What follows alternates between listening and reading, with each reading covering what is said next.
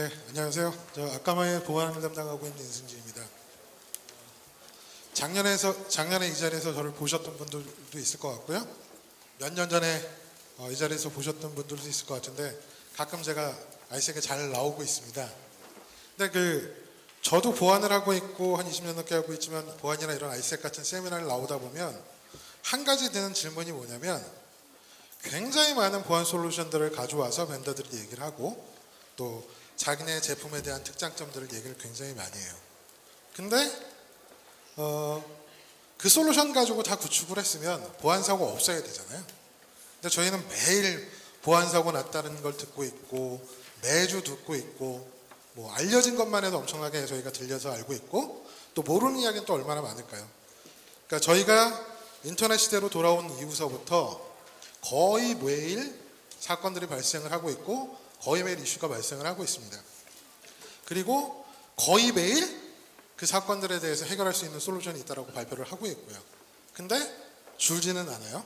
뭐 옛날 얘기로 참가 방패 얘기하고 싶지는 않지만 보안 이슈는 저희가 옆에서 현재 앉아있는 자리에서 또 내 사무실에서 일어나고 있는 상황이고요. 오늘 제가 좀 말씀드릴 거는 어떤 솔루션을 가지고 맞고 어떤 솔루션에 무슨 기능으로 뭘 하고 있고 이런 거보다는 뭔가 우리가 좀 놓치고 있는 게 없을까. 굉장히 많은 벤더들이 각각 자기 영역에서 굉장히 많은 그 보안 기술을 가지고 자랑을 하고 있는데 그런 거 말고 우리가 또 놓치는 거는 없을까 해서 제목을 좀 이렇게 잡아봤고요. 그 내용들이 어떤 특정 장비나 솔루션에 한정된 게 아니라 어떤 비즈니스 모델로 우리가 생각해야 될 모델링의 한 방법으로 여겨주셨으면 좋겠습니다. 제가 작년에도 이 자리에 섰었어요. 근데 작년에도 한 내용은 작년에 클라우드 보안에 대해서 좀 설명을 드렸었고요.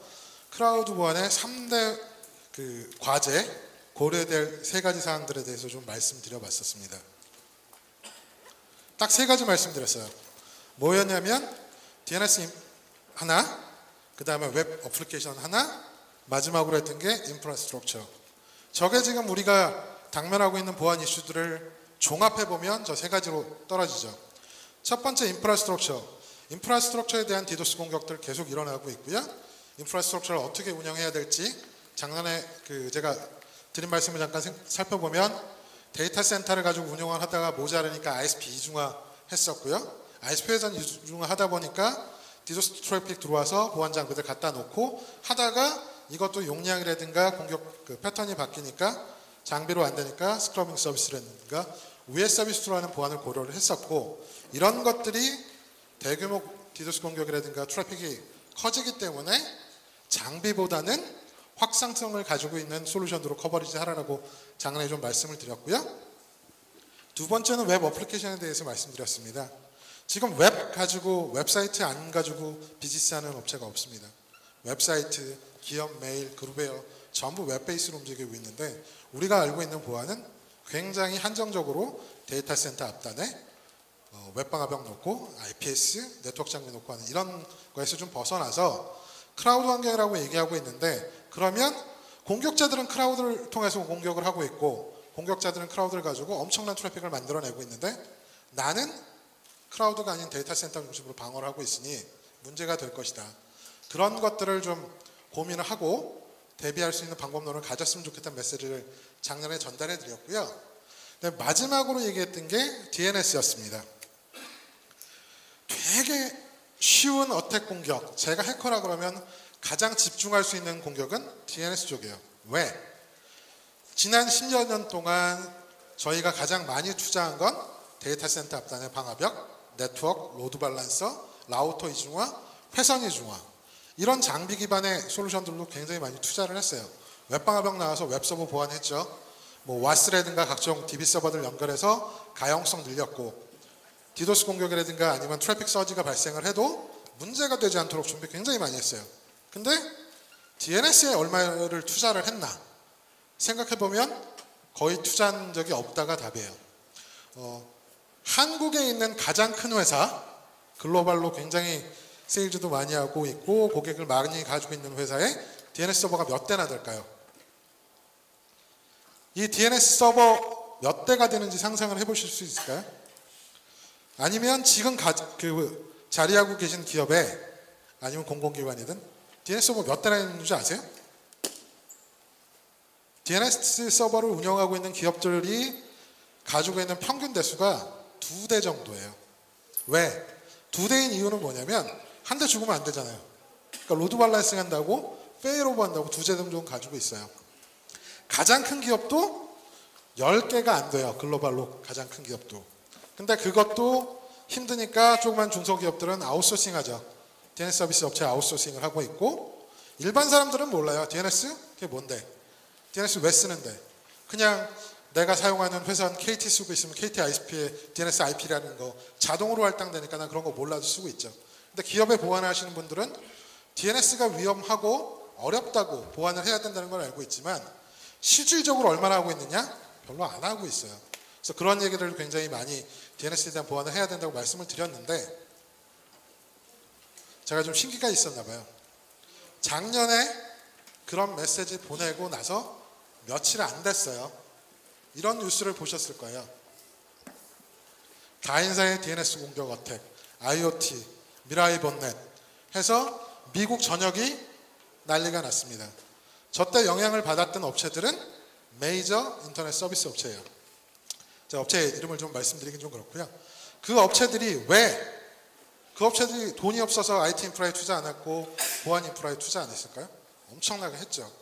근데 DNS는 자체적으로 DNS 쓰는 것보다 아웃소싱 쓰는 게 좋겠다고 해서 아웃소싱 썼고, 그 아웃소싱으로 글로벌로 굉장히 했던 다인사가, 전 세계 몇 개 대륙의 데이터 센터를 운영하고 있던 다인사가 디도스 공격이 무너졌죠. DNS 하나 무너지니까 전체 서비스가 무너진 거예요. 이런 것들이 실질적으로 발생을 하고 있고요. 최근 들어와서는 굉장히 많은 거, 오늘도 굉장히 많은 주제들이 저쪽에 관련된 거였을 거예요. 뭐 랜섬웨어 이런 쪽에 관련돼서 어떻게 보완을 할 거냐 이런 것들이 많았는데, 굉장히 컸던 패티아, 워너크라이, 엊그제 나오는 또 와이어엑스, 이런 굉장히 마레어라든가 이런 공격들이 굉장히 퍼지고 있어요. 근데 이런 것들을 하나의 장비로 커버하겠다? 그런 밴더 있으면 무조건 그 밴더 솔루션 사세요. 제가 매년 얘기하지만 절대 그렇게 방어할 수 있는 솔루션은 없습니다. 여러 개의 정책과 교육과 방어 시스템과 이런 것들이 융합되지 않으면 하나로 해결할 수 있는 솔루션은 절대 없어요. 그래서 작년에 그런 얘기를 해서 좀 전달을 드렸고요. 뭐 농담삼아 신기가 있었냐 했지만 그런 이슈들이 실질적으로 발생을 했습니다. 그래서 DNS 기반에 대한 공격들도 방어를 하기 시작했고, 웹사이트에 좀 더 고민들을 하시는 분들도 있고, 그 데이터 센터 보호를 위해서 클라우드 기반의 보안 솔루션을 고려하시는 분들도 계셨는데, 저희가 그거 말고 좀 봐야 될 게 있을 것 같아서 오늘은 그 얘기를 좀 하려고 합니다. 여태껏 작년에 했던 얘기를 했는데 그거 말고 그럼 또 다른 거 고려할 게 없을까요? 여태까지 제가 말씀드린 것들은 외부에서 서비스, 인터넷 기반의 비즈니스 라뷰에서 서비스 했던 거에 대한 말씀을 드렸었는데요. 지금은 내부에서 나가는 거. 왜? 지금 보셨던 것처럼 말웨어, 각종 봇 어택 이런 것들 가지고 내부 이슈들이 많은데 그거는 또 고민하지 않을 수가 없잖아요. 근데 대부분이 내부 사용자에 대한 정책들은 굉장히 헐거워요. 기껏 한다는 게 US 사이트, 이상한 사이트 못 가게 하는 거. 우리 가끔 그 웹페이지에 특정 뭐 검색하러 들어갔다가도 이상한 데로 리다이렉션 돼가지고 이상한 페이지 나오면 순간 당황하는 것처럼 내부 사용자가 외부로 나가는 거에 대한 보완을 하는 것들의 기본 정책은 뭐 웹 시큐어 게이트웨이 이런 것들 가지고 많이 하죠. 근데 그거는 특정 필터, 정보들을 가지고 움직이고 있고 기본으로, 아니면 요새 말하는 행위 기반 가지고 하고 있는데 쉽지가 않은 거예요. 사실 행위 기반이든 필터링이라는 게 적용하기가 그렇게 쉬운 기술도 아니고, 새롭게 변하는 것들이 워낙 많기 때문에 그 새롭게 변하는 것들을 내가 이해를 하고 고민을 해야 되는데 적용하기가 굉장히 어렵다는 거죠. 그리고 APT들 굉장히 염려를 하시는 것들에 대해서 특정 장비가 APT는 저희가 제일 잘해요. 잘할 수 있습니다. 그걸로 다 막을 수 있냐? 절대 막을 수 있는 솔루션은 없어요. 그러니까 같이 고민을 해야 되는데 너무 맹목적으로 믿고 있는 게 굉장히 많다라는 거죠. 그래서 클라우드로 가고 있고 공격은 다양해지고 공격자는 굉장히 많은 툴, 어제 오늘 해서 굉장히 많은 세션들이 있었는데 공격의 패턴, 공격이 쓰는 툴들이 특정 밴드에서 오늘 발표하신 내용에도 있지만 7개에서 10개 이상의 공격들을 한꺼번에 날려요. 그거를 하나의 장비의 솔루션으로 커버리지는 할 수 없다라는 거죠. 공격은 여러 가지로 날라오고 있는데 나는 포커스하는 거 한 영역이야. 그러면 나머지 영역은 어떻게? 그냥 뚫리는 거죠. 이런 고민을 같이 해야 된다는 거고요. 그 다음에 인프라가 굉장히 많이 바뀌었어요. 예전에 웹사이트 하나 갖다 놓으면 끝났는데 지금은 모바일 사이트 만드셔야 되잖아요. 그 다음에 모바일 사이트도 만들고 웹 서비스도 하고 있지만 좀 이따 제가 보여드리겠지만 트래픽 패턴이 바뀌었고 전달되는 트래픽이 바뀌었어요. 근데 우리는 맨날 옛날 방식의 보안하는 방법, 맨날 웹서버 보안하는 거 이런 거에만 포커스하고 있는데 공격하는 사람들은 바꿔서 공격을 하고 있으면 맞는 방법이 필요하다는 거죠. 또 그 안에서 어찌됐든 보안하시는 분들은 최소한의 비용으로 최대 효과를 내야 되는 거고 전 세계에서 한국만큼 보안에 투자 안 하는 회사들도 기업들도 없고 한국만큼 보안에 투자 안 하는 나라도 없어요. 이슈 생기면 잠깐 난리쳐요. 뭐 굉장한 솔루션 도입해서 뭐 할 것 같다라고 얘기를 하고 있고 금융권, 정부, 공공기관 뭐 하나 터지면 난리치죠. 근데 2개월, 3개월 지나가면 싹 없어졌어요. 다음번에 큰 이슈 터지면 그때 왜 안 했어? 그때 할 걸. 이런 얘기를 하고 있고 제대로 안 하고 있다는 게 현실이거든요. 그런 것들을 같이 고민할 필요가 있다는 거죠.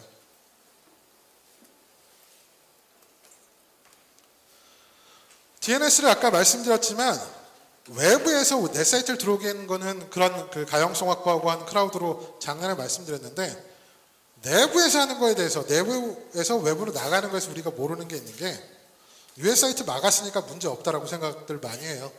필터링 하고 있고 뭐 각종 성인 사이트, 도박 사이트, 스포츠 사이트 잘 막고 있다. 그 다음에 새로운 패치 나오면 잘하고 있다.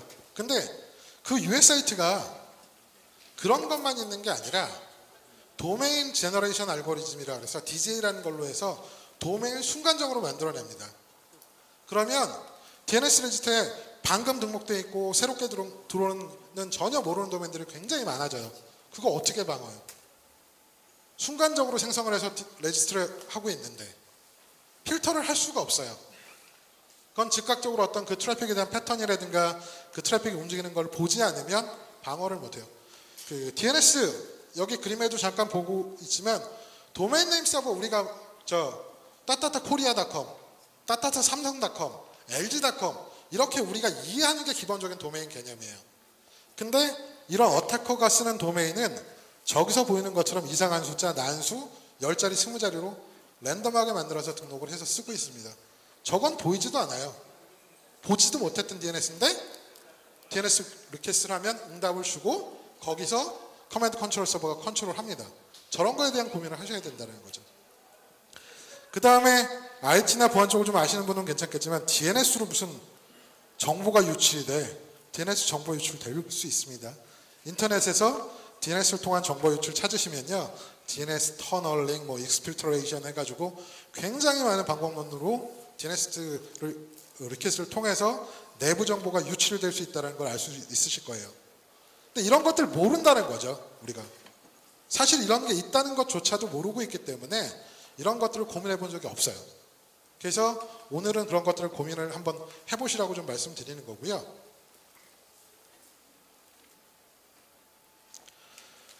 매번 제너럴한 얘기라고 느끼실 수도 있겠지만 기본적으로 뭐가 움직이는지는 내가 가시성을 확보를 할 수가 있어야 돼요.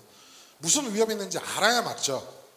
그 다음에 그걸 가지고 적절한 정책을 가지고 관리를 할 수 있는 기반이 필요한 거고 또 공격을 방어할 수 있는 솔루션들이 필요합니다. 이런 것들이 한꺼번에 움직여야 되는 건데 어느 밴드에 가서 저희는 이 솔루션 가지고 다 할 수 있습니다. 제가 다시 한번 말씀드리면 무조건 사세요. 다 할 수 있는 업체는. 절대 보안에서 100%라는 건 없습니다. 100%에 가깝게 가는 보안은 있지만 100%를 개런티할 수 있는 보안은 없어요. 그 부분들을 같이 고민하셔야 되는 거고요. 그래서 고민 드리고 같이 고민해보자라고 하는 것들은 멀티레이어, 굉장히 오래된 얘기입니다. 멀티레이어 보안, 시큐리티.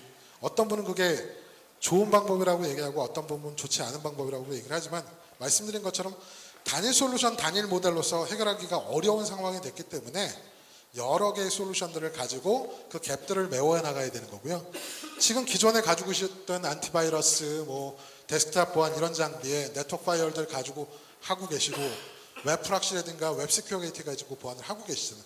이런 거 말고 추가적인 레이어가 더 필요한 상황이 됐다라는 거죠. 아까 말씀드린 것처럼 도메인이 랜덤하게 생성되고 즉각적으로 움직이고 있는데 얘가 그런 걸 어떻게 잡아낼까요? 뭐 기술 얘기 딥다이브하게 하고 싶진 않지만 하고 있는 방법이 요새 얘기하는 빅데이터, 그 다음에 데이터 어널리시스 이런 기반으로 합니다. 전혀 없었던 그동안 트래픽 리퀘스트나 DNS를 통해서 트래픽이 전달되지 않았던 도메인이 갑자기 뛰게 되면 그 도메인으로 가는 트래픽이 굉장히 늘어나게 되고요. 특정 도메인에 대한 리퀘스트가 늘어나요. 그러니까 평상시에 내가 알고 있는 도메인에 대한 리퀘스트가 뜨게 되면 그걸 가지고 얼럿을 띄운다거나 모니터링 한다거나 이런 세부적인 기술로 방어가 할 수 있는 그 알고리즘이 생성이 되는데 그런 것들에 대한 보안이 필요하다는 거고요. 저는 매번 그 세미나 오면서도 같이 말씀드린 게 이게 다 내 네트워크에서 내 장비로 하는 게 아니라 클라우드에서 하셔야 된다는 겁니다. 이제는. 공격은 클라우드에서 미국에서 날라오고 있고 일본에서 날라오고 있고 중국에 날라오고 있는데 저런 공격들이 우리 데이터 센터가 올 때까지 기다리고 있다가 데이터 센터 업링크 회선 풀 차면 그동안 투자했던 거 다 어쩌실 거예요. 아무것도 쓸 데가 없어요. 공격은 시작할 때 같이 방어를 해야 됩니다. 그래서 클라우드에서 공격이 시작되면 방어도 클라우드에서 하고 끝나고 깨끗한 것만 내가 받아야지 나한테 들어올 때 더티 트래픽 같이 들어오면 내 마음이 망가지게 되는 거고 내 서비스가 문제가 되는 거니까 그런 것들을 클라우드 환경에서 하나의 더 레이어를 가지고 고민을 하셔서 움직여야 된다는 겁니다. 그 다음에 웹 어플리케이션 보호도 굉장히 잘하고 계시죠. 웹 방어벽들 다 잘 쓰고 계시고 뭐 IPS 같은 거, IDS 같은 거 다 넣고 있고 뭐 로드 밸런서 가지고 이중화 다중화 하시고 계세요. 근데 특정 패턴들 10여 년간 가장 탑 위에 올라갔던 보안 어택 OWASP에서 올라가는 가장 큰 어택 SQL 인젝션, 크로스 사이트 스크립트 아직까지도 탑 1, 2를 자리하고 있습니다. 굉장히 많이 그런 거 고민하고 있고 보안 세미나나 이런 데서 얘기들 많이 하니까 많이들 준비를 하세요. 근데 그거 말고 우리가 모르는 거 아까 말씀드리면서 시작하면서 그 말씀을 잠깐 드렸어요. 공격자의 패턴과 트래픽 패턴이 바뀌고 있다고. 그럼 뭐가 바뀌는지 봐야 되는데 우리가 지금 앉아 계시면서도 쓰고 계시고 매일 쓰고 계시고 하는 거에 대한 놓치고 있는 부분이 좀 있어요. API라는 겁니다. DNS 가지고 크게 보안 안 했다고 말씀드린 것처럼 API 우리 맨날 쓰고 있죠. 페이스북 좋아요. 내 어떤 웹사이트 가면 페이스북으로 연결할래요. 트위터로 연결할래요. 웹 데이터, 날씨 정보, 트래픽 정보 다 API 콜을 통해서 전달을 하고 있습니다. IoT 디바이스들이 굉장히 이슈가 되고 있고 IoT 디바이스를 통한 보안이 이슈가 되고 있는 것처럼 저런 API 트래픽은 어마무시하게 증가가 되고 있어요. 근데 저쪽의 보안 별로 고민해 보신 적 없을 거예요. 웹사이트에서 맞겠지. 웹방역국에서 맞겠지. 개발자들이 잘하겠지. 근데 엄청난 위협으로 되고 있고요. 올해 OWASP에서 그 새로운 탑10 리스트에 API 보안이 필요하다는 게 올라가 있습니다. 그럴 정도로 새로운 위협이 되고 있고 새로운 이슈가 되고 있는 거죠. IoT 디바이스 늘어나게 되면 IoT 디바이스가 들어가서 웹 누르고 웹 브라우저 눌러서 DNS 체크해서 들어갈까요? 아니죠. 다 API 콜 같은 걸 가지고 자동화된 방식으로 접속을 하게 될 겁니다. 그러면 트래픽은 지금보다 훨씬 더 기하급수적으로 늘어날 거고요. 지금도 엄청난 트래픽을 발생시키고 있어요. 근데 주의를 안 하고 있다는 거죠, 저희가. 그 아까마에서 좀 조사를 해보면요. 그 아까마에는 아시는 분들도 아시겠지만 CDN 벤더로서 전 세계 인터넷 트래픽의 15에서 30%를 딜리버리하는 회사입니다. 그래서 제가 그 세미나에 말씀드릴 게 자신 있게 말씀드리는 거는 전 세계 인터넷 트래픽의 15에서 30%를 딜리버리하는 회사가 없어요. 그러면 저희가 저희가 15에서 30%를 딜리버리해서 잘했다가 아니라 그만큼 저희가 볼 수 있는 표본 개수가 많다라는 거예요. 어택에 대한 표본, 트래픽 패턴에 대한 분석을 할 수 있는 모프 표본이 굉장히 많기 때문에 어느 정도는 신뢰성 있는 데이터를 저희가 보내드릴 수 있다고 하는 거고, 그래서 저희가 매 분기마다 전 세계 인터넷 트래픽 현황이라든가 전 세계 어택 현황들을 발간을 합니다. 그러면 그런 것들은 기업이라든가 뭐 공공기관에서 그 보안을 하기 위한 백데이터, 비즈니스를 하기 위한, 인터넷 비즈니스를 하기 위한 백데이터로 활용들을 많이 하시는데, 그런 그 모포변에서 저희가 자료를 좀 조사를 해봤더니 API가 2.8배 이상 계속 늘어나고 있다고 보여지고 있고요. 그 다음에 그 엔터프라이즈에선 굉장히 많은 API 콜들을 만들어내고 있다고 합니다. 이거는 우리도 생각해보면 알 거 아니에요. 페이스북에서 우버를 부르고 지도를 찾고 하는 것들, 실질적으로 대부분 이런 것들, 정부기관에서 날씨를 알려주고 내가 특정 서비스를 받을 때 정보들을 가져오고 로데이터를 가져오는 거, 대부분 API 콜을 통해서 움직이고 있어서 더 많은 API 트랜잭션이 발생될 거라고 예상이 되고 있습니다. 실질적으로도 이렇게 발생을 하고 있고요. 근데 API 콜들이 늘어나면서 집중하고 있는 사람들은 컨설하는 게 첫 번째로 보안 이슈라는 거죠. API 콜에 대한 보안. 이게 크라우드 환경을 가면서 크라우드의 넘버원 컨선이 뭐였냐면 크라우드 적용의 시큐리티였어요. 지금도 넘버원 컨선이 시큐리티예요. 그래서 프라이빗 클라우드가 낫다, 하이브리드 클라우드가 낫다 의견이 분분하죠. 퍼블릭 클라우드 굉장히 많이 쓰고 있지만 보안 이슈를 고민을 해서 이런 것들에 대해서 고민을 하셔야 된다는 거죠. 이제는. 그동안 잘 몰랐잖아요. 그래서 아까마이가 조사를 해봤어요. 근데 저희 트래픽에, 저희 쪽으로 딜리버리하는 인터넷에 15에서 30%라는 트래픽에 저 파란색은 웹 트래픽, 일반적인 웹 트래픽이라고 보시면 될 것 같고요. 4%밖에 안 돼요. API 트래픽 그 포션 자체가. 근데 실질적으로 걔가 쓰는 트래픽의 양은 25%가 넘어가고 있습니다. 저희가 가진 서비스하는 게 API는 4% 정도밖에 안 되는데 걔가 전체 트래픽의 25%를 차지하고 있고요. 이런 것들은 계속 늘어나고 있다는 게 문제가 되고 있는 거죠. 그래서 위협이 변화하고 있어요. 뭐 똑같은 얘기를 해서 특별히 그 말씀 안 드려도 될 것 같지만 웹페이지에 대한 공격들, 웹페이지에 대한 어택, 디도스 공격들을 굉장히 많이 컨선을 해왔고 준비를 하셨었는데 그렇게 잘 쓰고 많이 쓰고 있는 API에 대해서는 고민 안 하고 있다는 거죠. 근데 API 콜은 거의 웹 트랜잭션하고 같은 형태로 들어오고 있기 때문에 보안에 굉장히 취약한 부분이 많습니다. 그리고 개발자들이 웹옵스에 가지고 개발자들이 굉장히 고민을 많이 하지만 하나의 오류에 빠져 있죠. API는 어차피 모바일 앱이나 이런 걸로 많이 들어올 거니까 별로 할 거 없을 거야. 근데 현실은 아니라는 거죠. API 콜을 변조하는 방법도 쉽고 API 콜로 보안 이슈도 굉장히 많이 발생을 하고 있습니다. 쉽게 말해서 내가 어떤 그 웹사이트의 정보들을 API 콜로 받아오고 있고 날씨 정보를 가지고 농사를 져야 되는데 날씨 정보를 누가 변조해서 보낸다 그러면 나 농사 망하는 거예요. 그 다음에 여행사나 이런 데서 부킹할 때 부킹 정보 가져와야 되는데 그거 변조해서 보내면 문제가 되는 거죠. 그리고 쇼핑몰에 가가지고 내가 결제를 해야 되는데 가격이 원래 100만 원이었던 가격이 API 콜 바꿔가지고 전달되면서 바꿔서 전달하고 돈을 보내는 거. 정보들이 바뀔 수 있다는 거죠. 그럼 웹사이트 보안하고 뭐가 다르겠어요? 고민을 하셔야 된다는 거죠. 근데 안 하고 있으면서 그냥 막연히 잘 되겠지라는 생각을 하고 있다는 게 문제가 되는 겁니다. API 콜을 보면요. 클라이언트가 서버에다 리퀘스트를 하게 되면 그거에 대해서 인증을 하고 그게 맞으면 각종 파라미터를 체크를 하고 그 다음에 필요한 트랜잭션을 해서 결과를 보내주는 겁니다. 웹 트랜잭션 왔다 갔다 하는 거하고 크게 차이가 없어요. 대부분 다 비슷하고 패턴도 돌아가는 방식도 HTTP 겟을 통해서 전달되는 게 대부분입니다. 현재로서. 이렇게 전달되고 왔다 갔다 하는 거에 대해서 관리를 할 놈이 없다는 건 문제가 되는 거죠. 누군가 트랜잭션을 발생을 시키고 있는데 그 트랜잭션은 검사를 안 하고 있다. 굉장히 큰 문제가 될 겁니다. 그리고 API 콜로 인해서 여러 가지 이슈가 발생할 가능성이 많고요. 다만 처음에 제가 잠깐 뭐 농담 삼아 보여드린 그림처럼 제가 이런 얘기 했다고 또 다음 주에 또 API 콜로 엄청난 이슈가 발생할 수도 있을지 모르겠지만 그런 일은 없기를 바라고요. 계속 그런 것들에 대한 고민을 하셔야 된다는 거죠.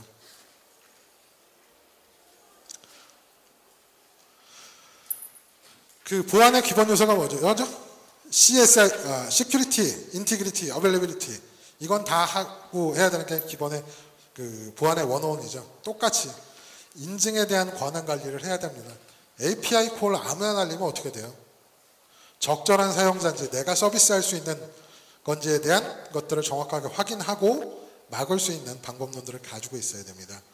장비, 어떤 브라우저, 어떤 서비스에 대해서는 우리 쪽에 허용을 할 건지, 액세스를 허용할 건지, 키를 가지고 사용자 인증을 하고 권한 관리를 하는 것들이 당연하게 필요하게 되는 거고요.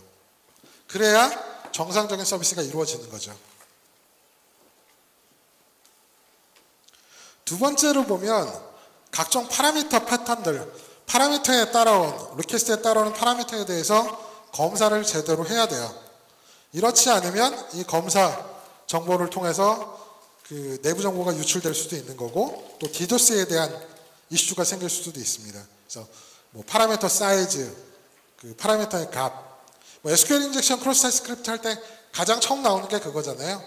적절한 리퀘스트인지 검증하고 리퀘스트 사이즈 검증하고 그 다음에 리퀘스트에 써야 될 단어인지 구분 검사하고 이런 것들을 해야 되는 것처럼 똑같이 API 보안에서도 해야 됩니다.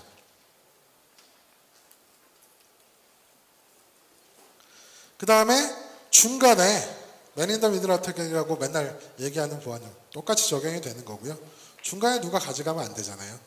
그래서 가장 쉽게 적용할 수 있는 건 어쨌든 인크립션을 통해서 데이터 보안을 하고 클라이언트 접속하는 놈이 정상적인 접속자인지 아닌지는 지금은 대부분 검사를 안 해요. 왜? 너무 많잖아요. 전 세계 사용자가 다 들어오는데 클라이언트 서치 다 요청하게 되면 불편하니까 안 하고는 있는데 그런 것들을 구분해서 진짜 중요한 데이터가 있는 사이트나 중요한 보안이 적용돼야 될 파트에는 그런 인증을 통해서 나에 대한 웹서버에 대한 인증도 당연히 해드리지만 클라이언트, 나한테 공격을 하고 나한테 리퀘스트 하는 사람들에 대한 보안 적용도 같이 해야 된다는 거죠. 이런 방법론들을 고민하셔야 됩니다. 그리고 콜이 얼마만큼 들어올지 디도스에 대한 컨설은 언제나 있는 거고요. 또 슬로우 포스트, 슬로우 로리스 같은 웹 스타일의 공격. 슬로우 공격들은 그거죠. 저랑 통화 시작하십시오. 저랑 잠깐 얘기할 수 있어요? 그럼 저쪽에 전화 받고 예 말씀하세요. 가만히 있죠. 여보세요? 가만히 있습니다. 말씀하세요? 가만히 있어요. 그럼 저는 계속 그 콜 잡고 있어야 되죠. 그렇게 해서 서버를 죽이는 게 슬로우 공격이에요. 보통. 일반적으로 정상적인 트랜잭션이 들어오면 여보세요? 예. 저랑 통화 가능하세요? 예 가능하세요. 말씀하세요. 뭐가 어쩐데요? 이러고 시작되는데 여보세요? 까지는 해요. 그럼 저쪽에 예 말씀하세요. 그러면 가만히 있어요. 그럼 서버는 계속 그거 기다리고 있고 그게 쌓이면 서버는 딴 일 못하고 죽는 거죠. 그럼 어떻게 해야 될까요?